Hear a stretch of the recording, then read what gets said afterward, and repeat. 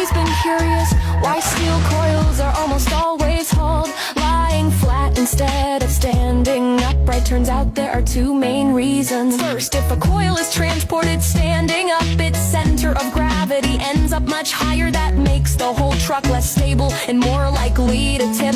On top of that, the bottom edge of the coil would be under a lot of stress. And remember when steel sheets are first made, they're still extremely hot, and then they get rolled into coils.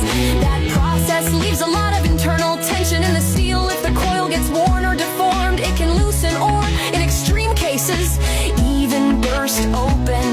When coils are laid flat, though, the pressure is spread evenly across the curved surface, which helps keep them intact and prevents deformation. Second, it comes down to loading and unloading. A flat coil has a big hole in the middle that a crane hook can easily grab, making lifting safer and more stable. But if the coil is upright, it's much harder to hook onto, and the lift becomes unstable. One wrong move, and it could crash into the truck or nearby equipment.